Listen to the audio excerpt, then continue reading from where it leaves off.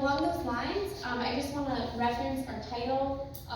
Here we have Crisis Services, Coercion, and Community Healing Through Advocacy. Let those words sink in. Crisis Services, coercion. But we're not stopping there, right? We're moving into community healing through advocacy. And that's why it's so important for me that you're all here, because we are a community. Not only that, the sun is shining, so worst case scenario, everything we say doesn't land well, but it's a beautiful day, right? Speaking of some of the things we're going to say, we are here with a specific purpose. Community healing through advocacy. And what we want to do is share with you some opportunities where you can be a part of advocacy.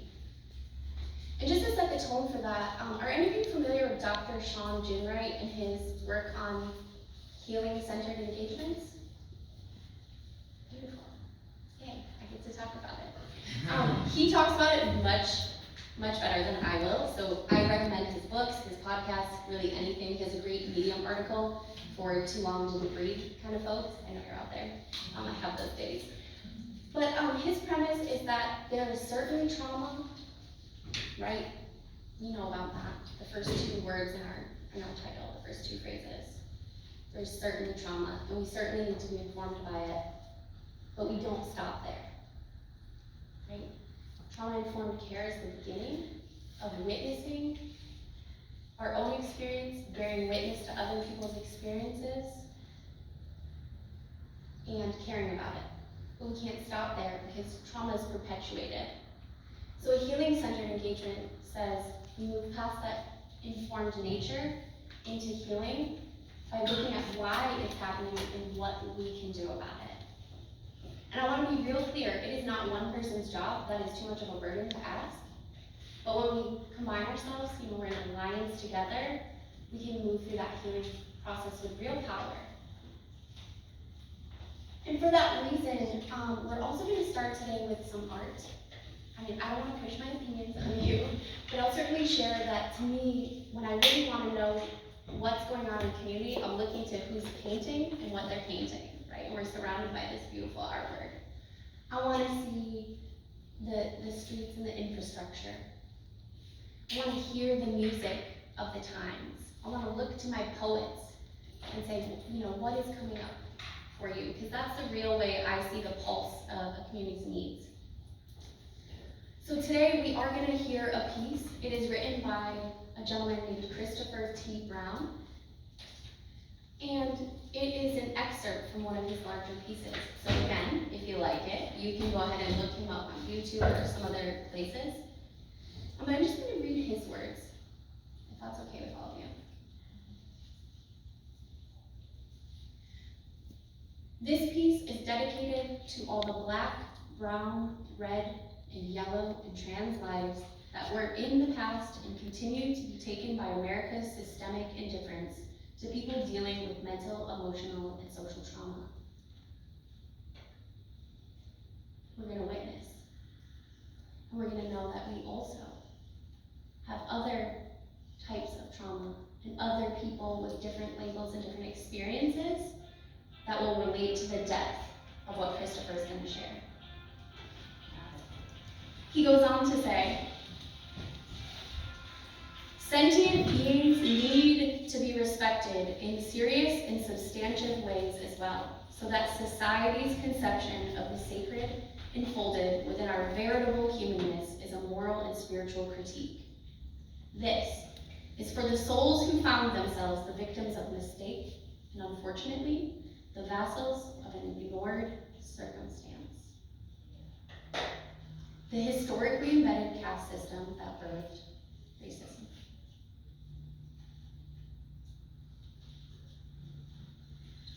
There is a meeting here today.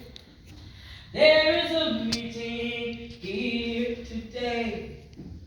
Come one and all and gather round. There is a meeting here today. Come on, y'all. There is a meeting here today. Come on out. There is a meeting here today.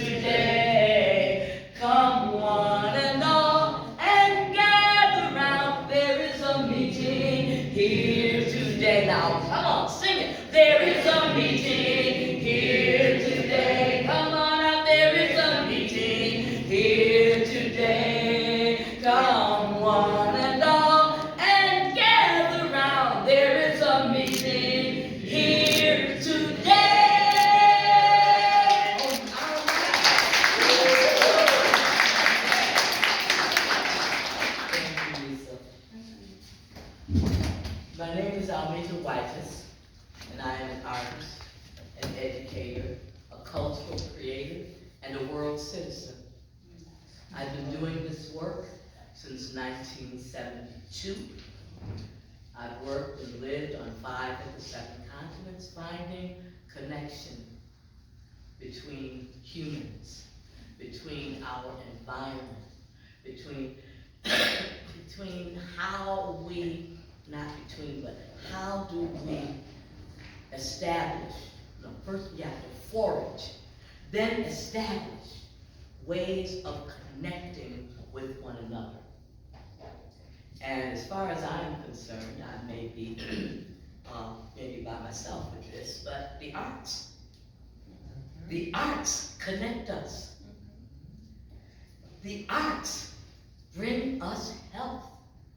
And if we are talking about health, we must include the arts.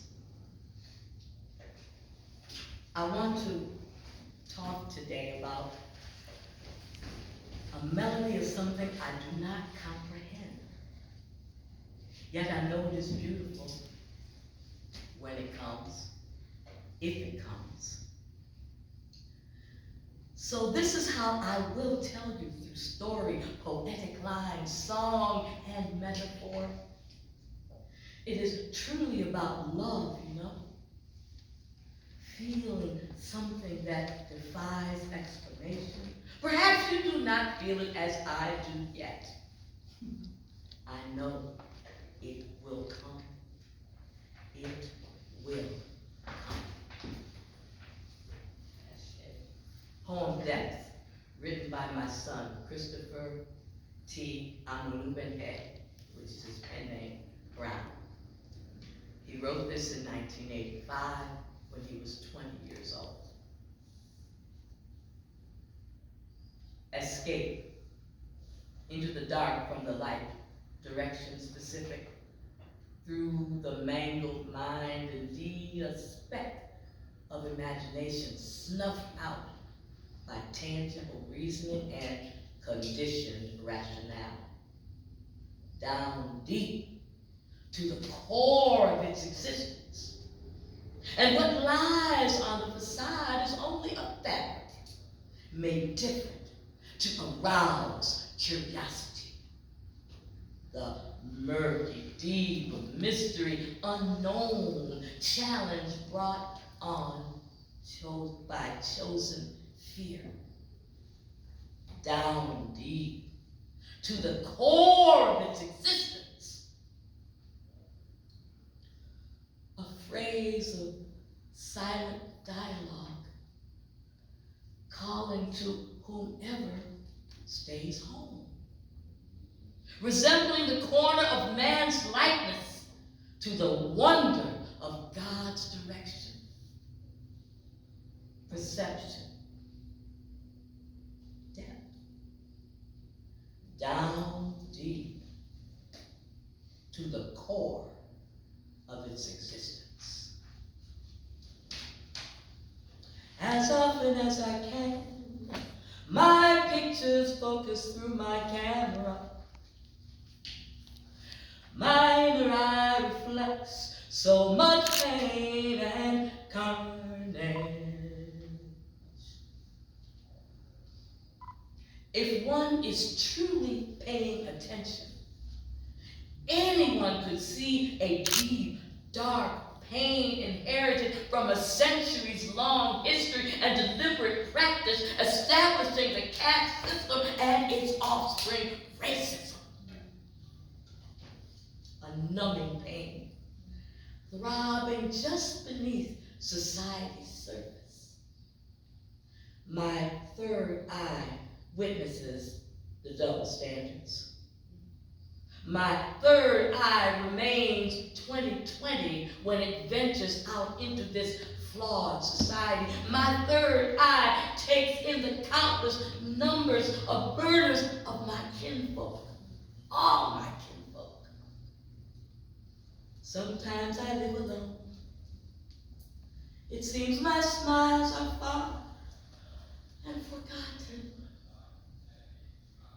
Sometimes I wonder if he can understand my scramble. wonder why a person feels alone in the bigger scheme of things? If you do, raise your hand. Oh, good, I'm in the right place. Ever wonder why so many people calculate their every move in this society? It's because they have to, in order to simply survive. All right, thank you. They don't have the comfort of simply blending in.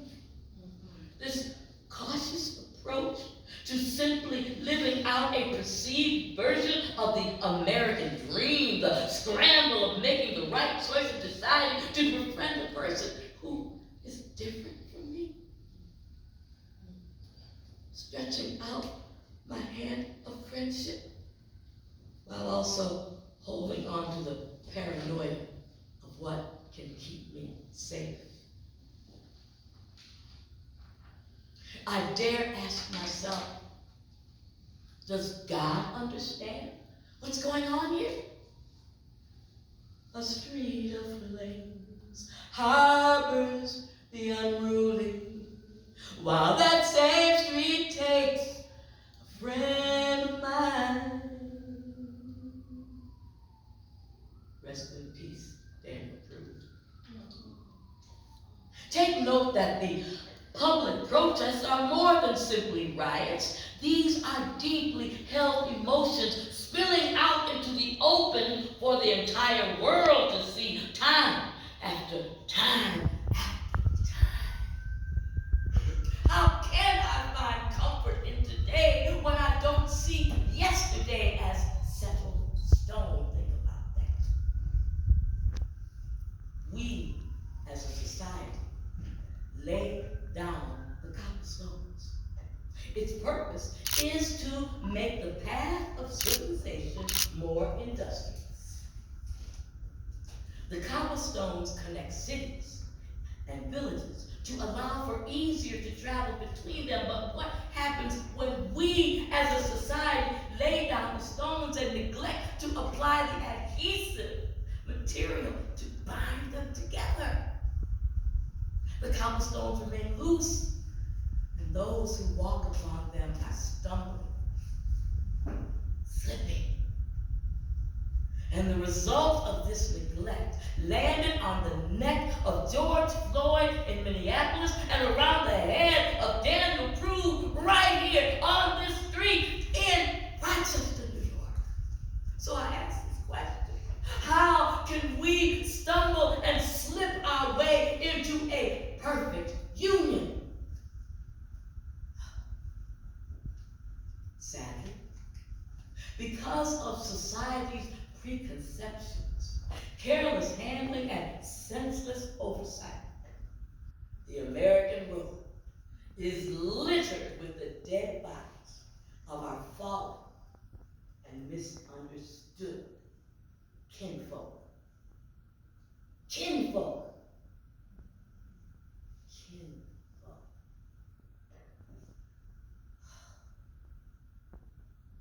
Will anyone open channels to the great cable of his love? We stand in the midst of experiencing post-COVID-19's twofold pandemic. One pandemic is viral, the other is systemic.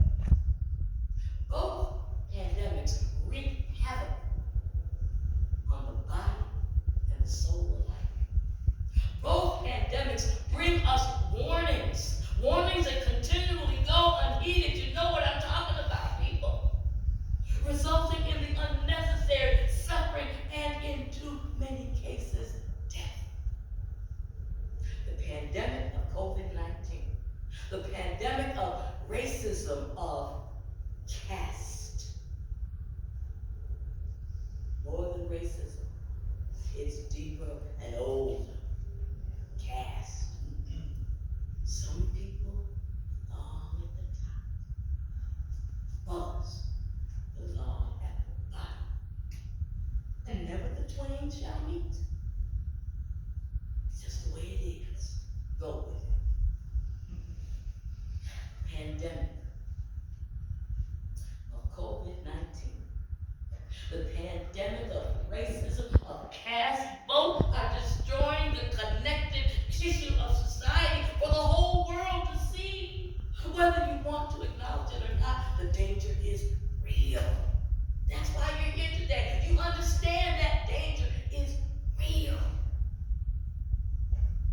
The chaos is palpable. Denial will not help you.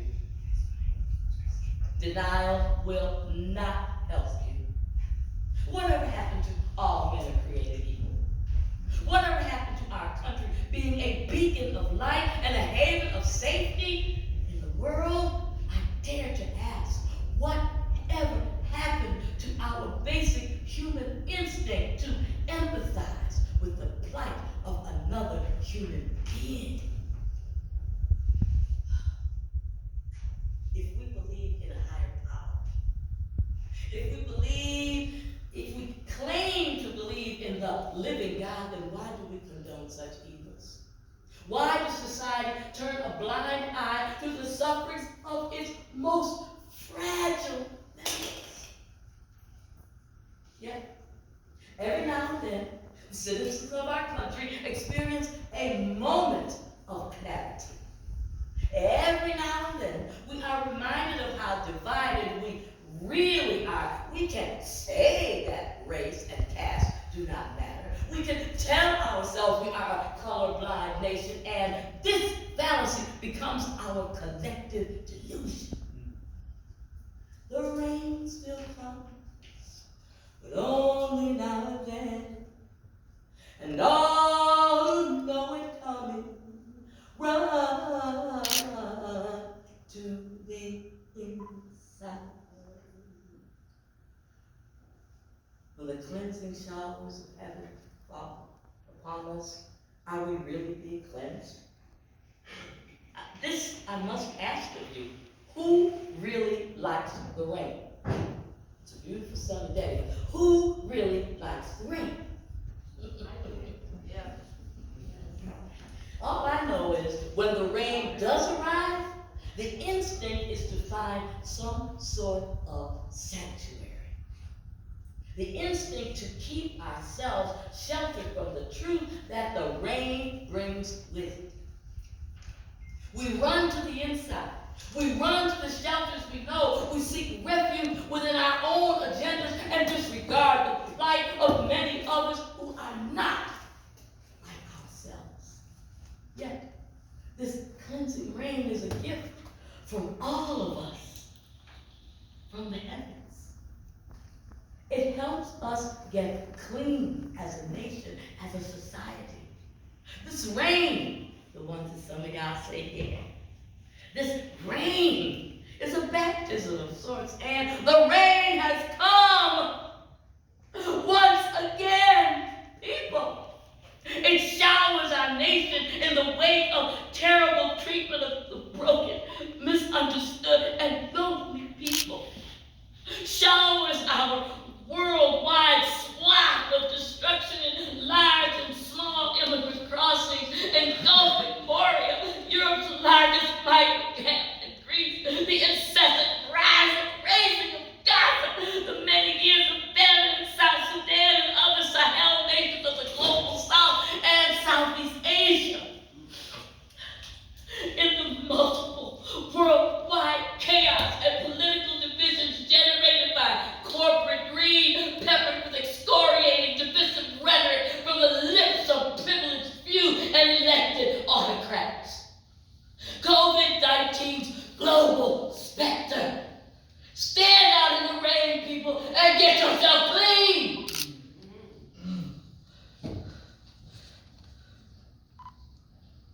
His creation from clay lay wasted and decayed, and will his passion for us endure.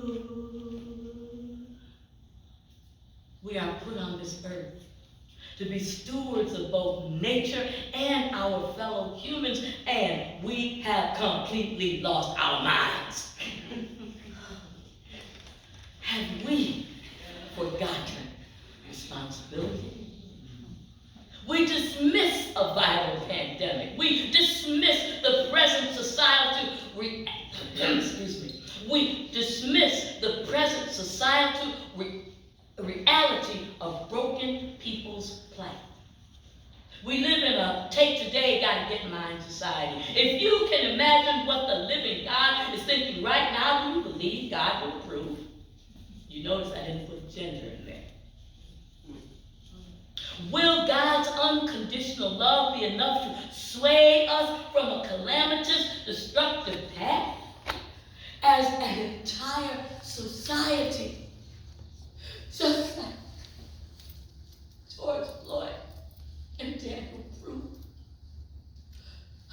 Dad, we cannot breathe!